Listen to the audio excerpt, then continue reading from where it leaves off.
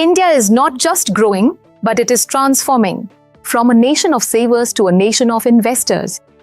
Motilal Oswal believes in the growth style, and because of that, our philosophy is high quality, high growth. Because in volatility, prices go up and down, and when they are down, you get good valuations, and that's when you should invest. So, one should not be afraid of volatility.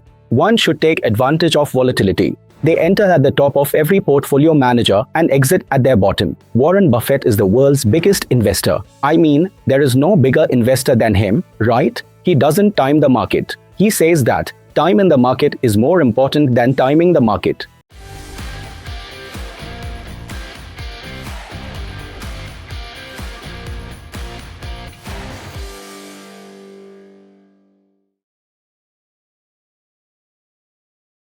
India is not just growing, but it is transforming from a nation of savers to a nation of investors, from fixed deposits to factor investing, from local portfolios to global diversification. And at the center of this financial transformation stands a powerful force, disciplined asset management. Welcome to Market Pillars Uncovered, an educational series where we simplify investing and bring you insights from the leaders shaping India's financial ecosystem. Today, we are joined by Mr. Akhil Chaturvedi, Executive Director and Chief Business Officer at Motilal Oswal Asset Management Company. With over 26 years of experience in the asset management industry, Akhil has driven sales, product innovation, and business expansion across multiple market cycles. Motilal Oswal AMC, known for its high quality, high growth philosophy, and it's known for QGLP framework, that is, quality, growth, longevity, and price. It has built a strong reputation in mutual funds, PMS, AIF, and international offerings. In this episode, we will explore India's growth outlook towards 2030, the evolution of passive and factor investing, global diversification themes like Nasdaq and S&P 500, investor behavior trends, and how disciplined long-term investing can create real wealth. Let's begin. Akhil, welcome to Money TV. Thank you. You have been associated with Motilal Oswal for many years. There is an investing philosophy, high quality, high growth, and a framework, the QGLP framework, which is quite popular in the market, which has reached the market from Motilal's side. Talk to us about the philosophy and the framework. So, Karunya, basically, it's an overarching philosophy. How our investment team constructs portfolios. Mostly, you'll see in the market, largely among fund managers, there are two styles of fund managers. One fund manager style is the value style approach, who basically buy companies with low PE multiples, buy cheap companies. They are called value style fund managers. And the second set of fund managers are growth style fund managers, and Motilal Oswal believes in the growth style. And because of that, our philosophy is high quality, high growth. Now, how we achieve high quality, high growth? For that, there's an investment framework called QGLP. Q stands for quality, G stands for growth, L stands for longevity, and P is price. So these are the four frameworks. Now you see that there are about 6,000 listed companies in the market. If you want to create an investment universe of 300 to 400 companies and then build a portfolio of 30 to 40 companies, you'll have to apply some processes for filtering and filtering out. So this QGLP is basically a filtration process. So the first filter we apply is quality, and in quality, we check the quality of business and quality of management. It should be a good business and there should be good management, good promoters, good entrepreneurs who manage the business right. If you want to see this in financial terms, we look for companies whose return on equity is higher than the cost of equity. Okay. So as Buffett explains, there are three types of companies. One is a great company, one is a good company, and one is a gruesome company. And great companies are those whose return on capital is much higher than the cost of capital.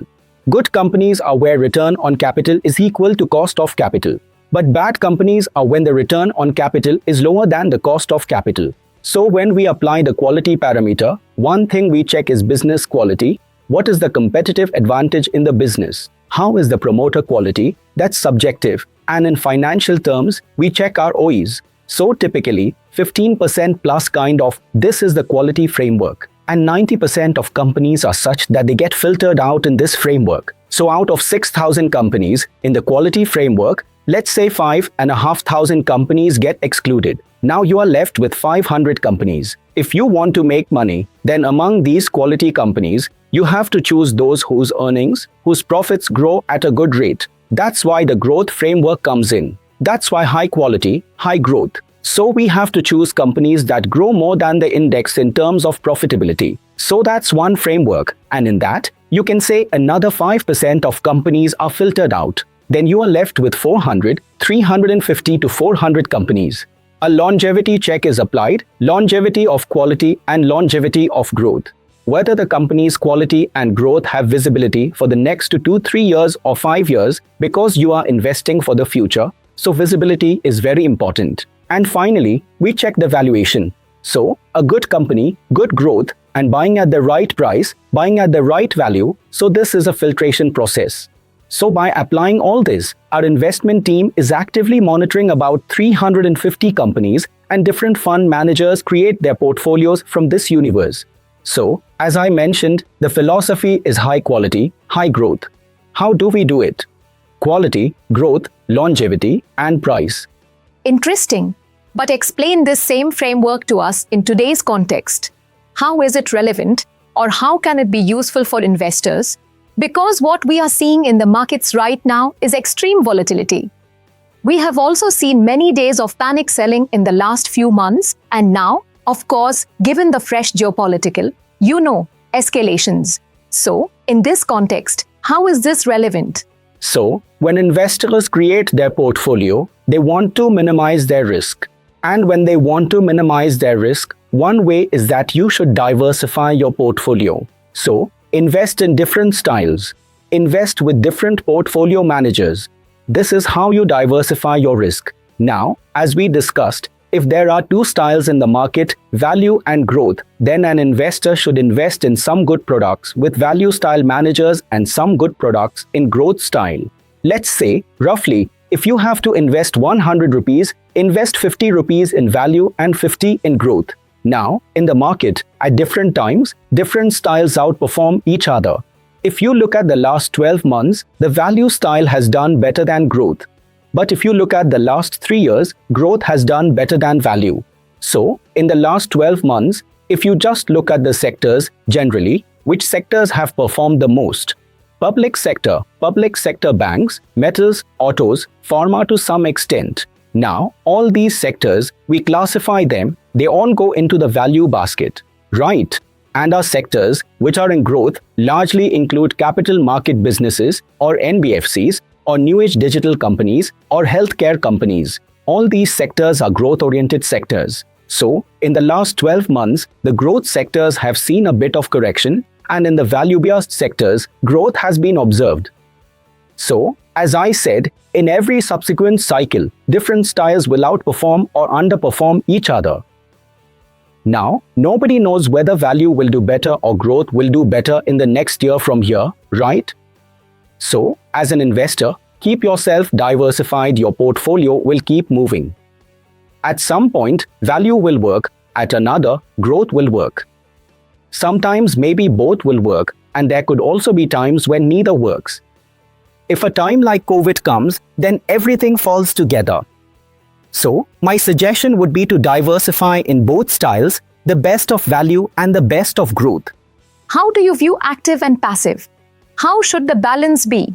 Because, of course, if I talk about Motilal Oswal AMC, you guys have, built some of the best ETF and index fund baskets.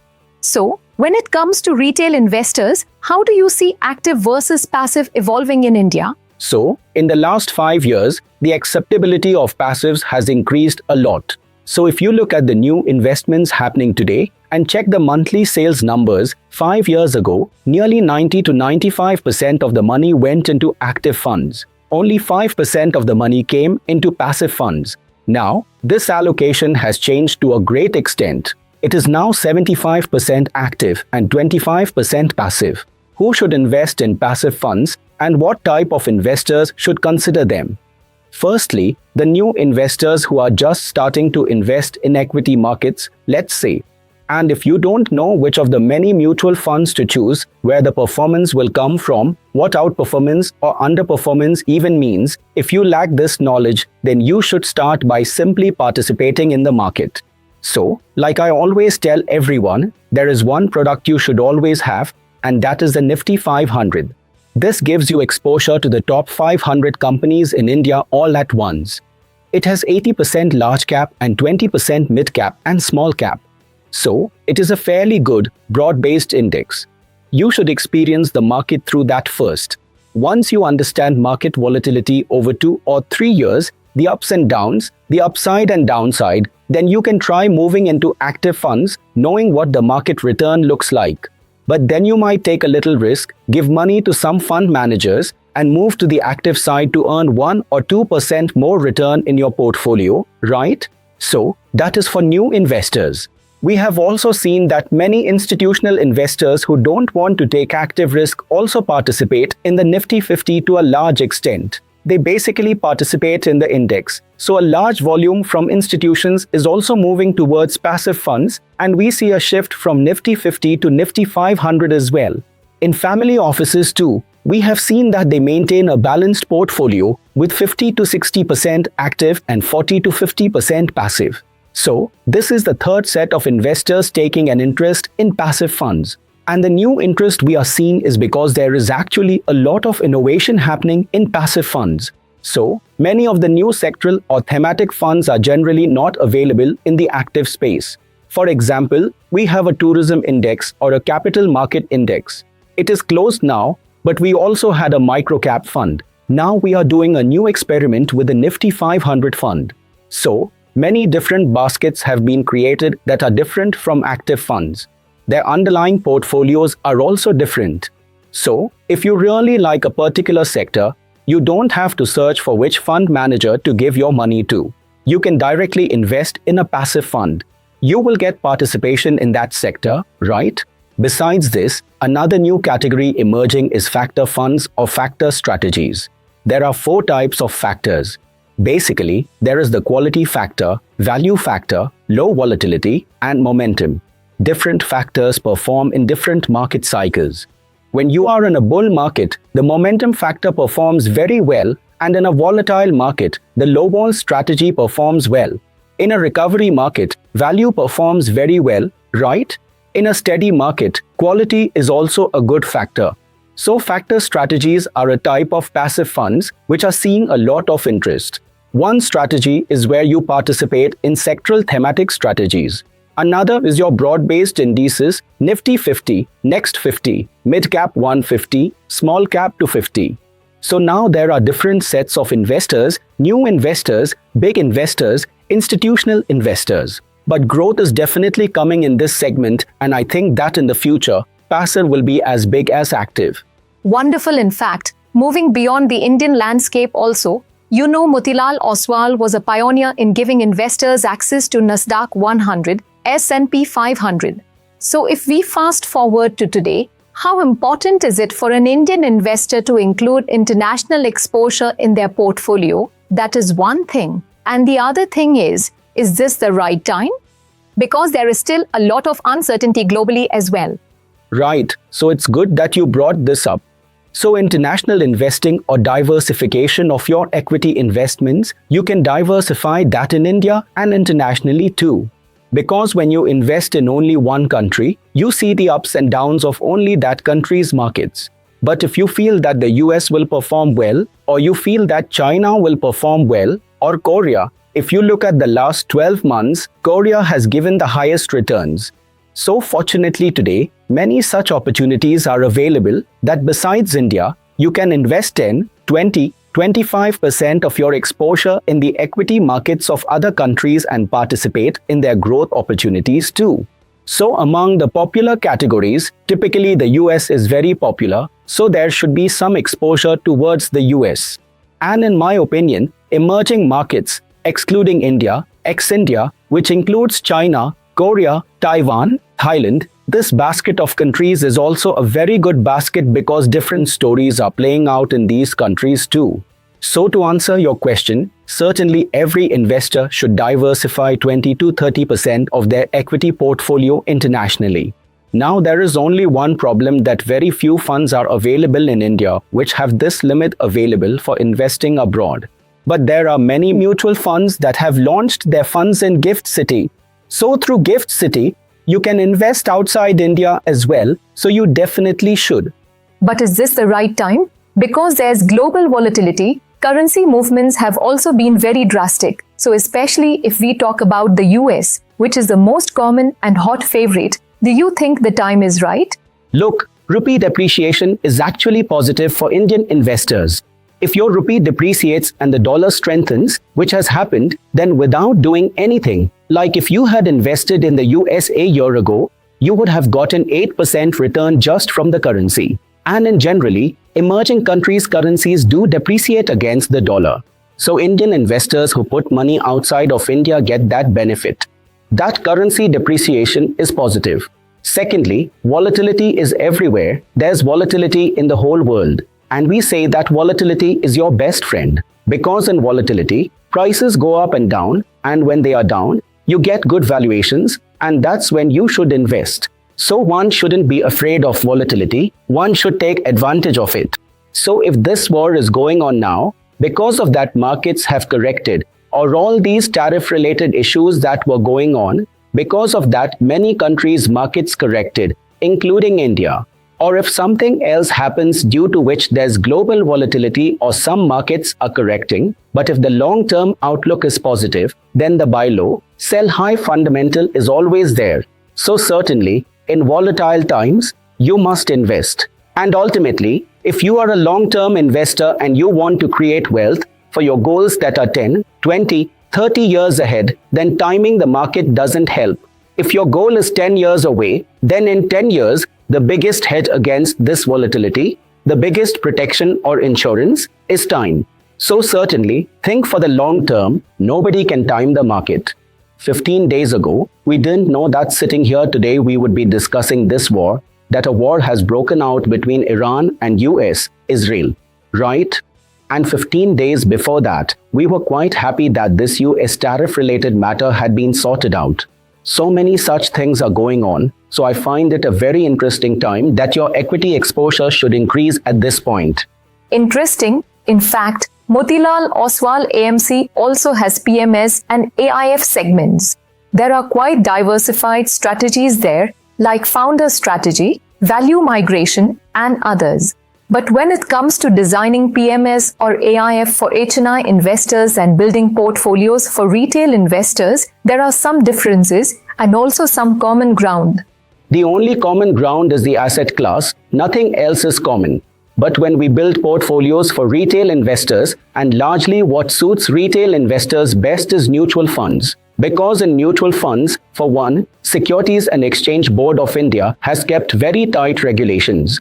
So the fund managers are bound by regulations to a large extent regarding how many stocks you can have in a portfolio. How much is your sectoral exposure? What is the stock level limit? So the small investors who are joining mutual funds through SIPs, because of this, their experience remains better and risk stays lower. That is why mutual fund portfolios are usually more diversified. In this approach, risk management comes first and return management comes later.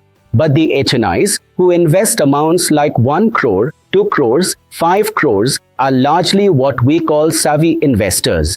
They have experienced equity, they know what losses are, what volatility is, and they have enough net worth to take high risks.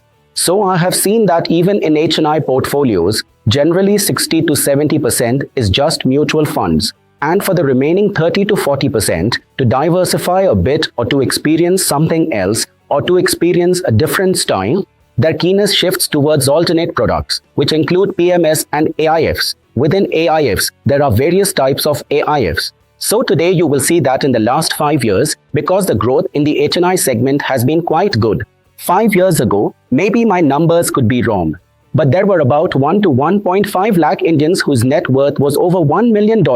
Today, there are 10 lakh such Indians whose net worth is $1 million and above. So a lot of wealth creation has happened. Now, in this segment, there is a lot of interest in theme-based long-only equity strategies, long-short strategies, or private equity, private credit, real estate, and venture capital funds. So it is a very interesting space. And if you see, AIF licenses started coming from 2012. From 2012 to 2024, it has been around 12 years, and in this period the industry has grown from almost zero to nearly 15 lakh rupees crore. Similarly, PMS has also become an industry of around 10 lakh rupees crore. So if you add these two, the PMS and AIF industry has become 25 lakh crores. So largely, HNIs invest in this for a different style, a different experience, and a different asset class.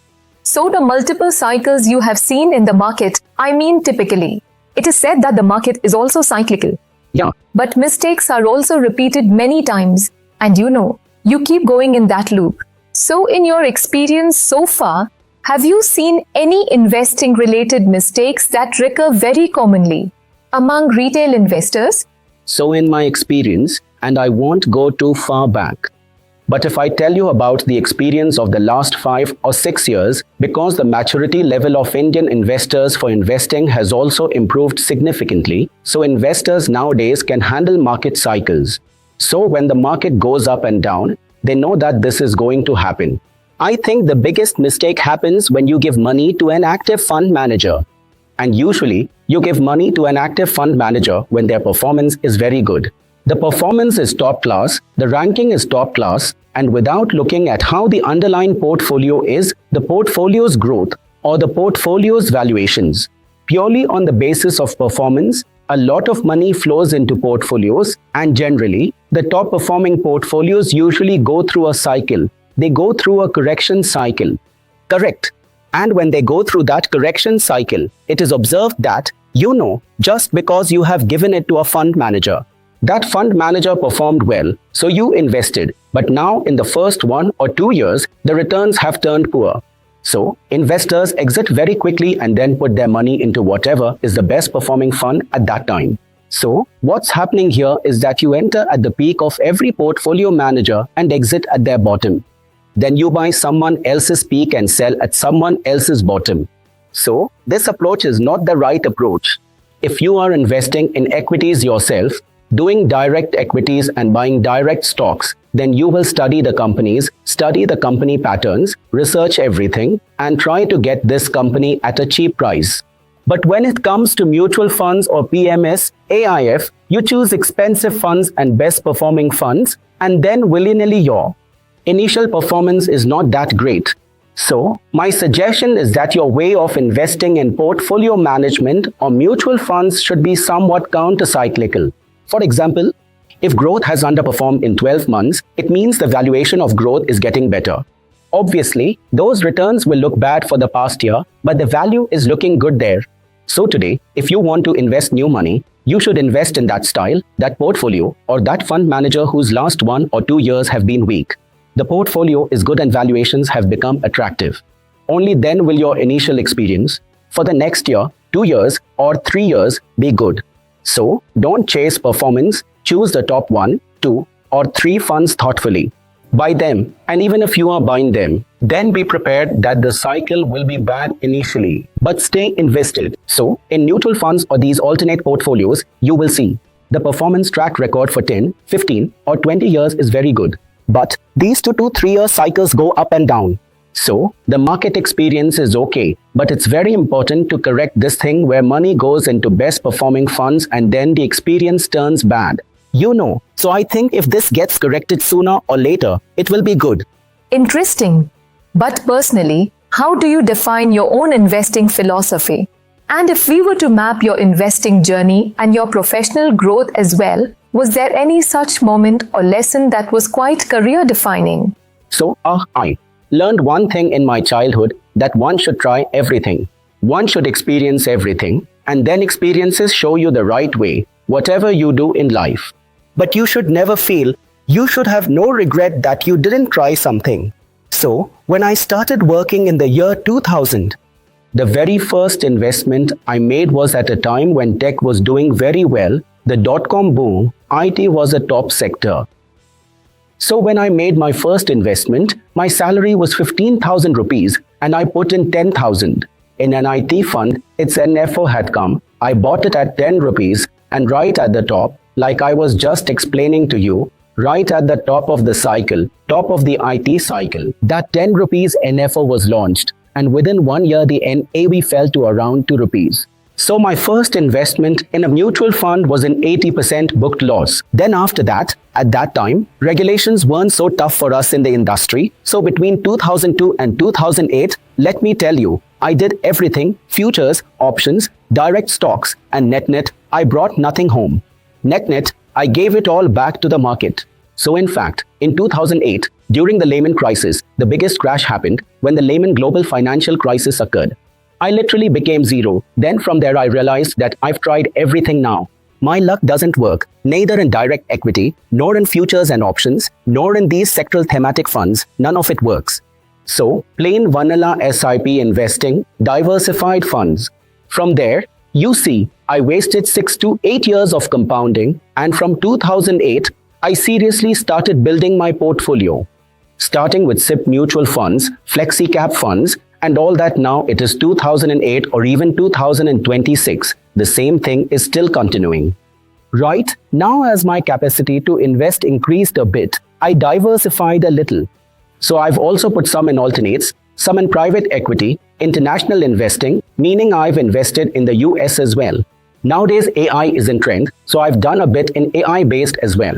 But largely, I'm a very high growth, super high growth investor. My risk appetite is very high. And I keep 10% in cash, 90% of mine stays entirely in equity, so when I need money, I take it out from equity, whether times are good or bad, and when I have money, I put it in equity, whether times are good or bad. This timing of the market, I just can't do it. But largely, my bank account is equity mutual funds and equity PMS AIF. Wonderful. And how do you navigate all that?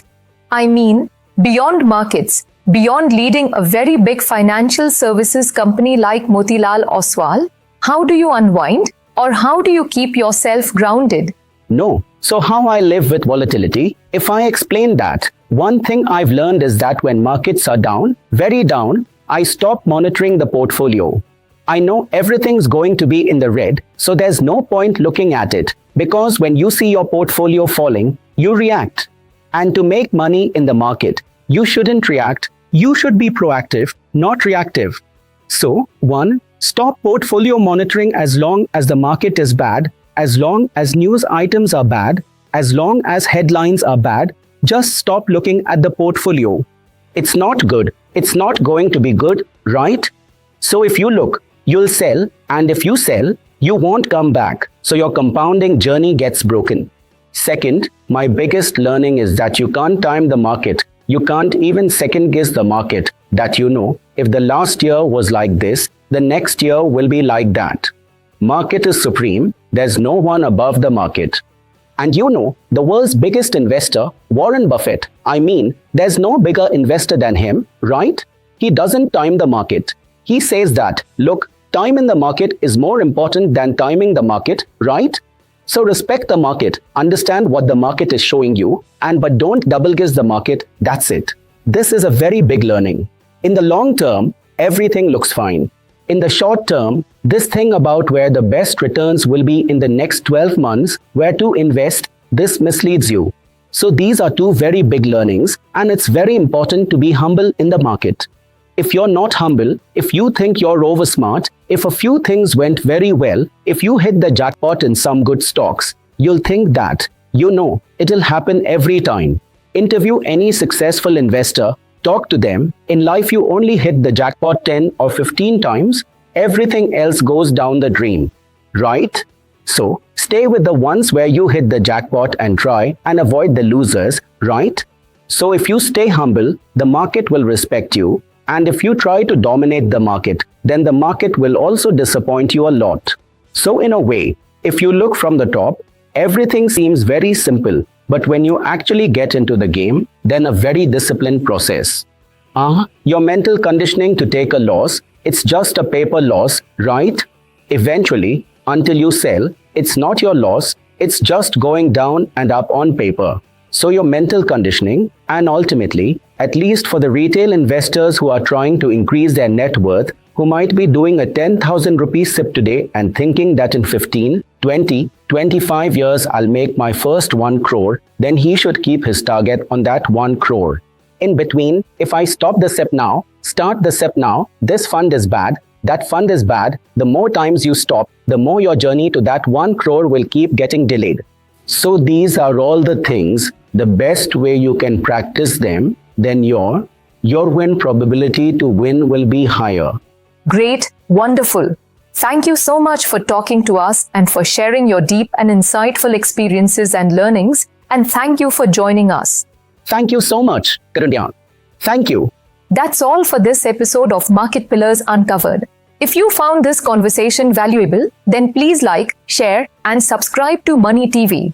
Because here we don't just talk about markets, we also decode mindsets, uncover strategies, and help you build wealth the right way.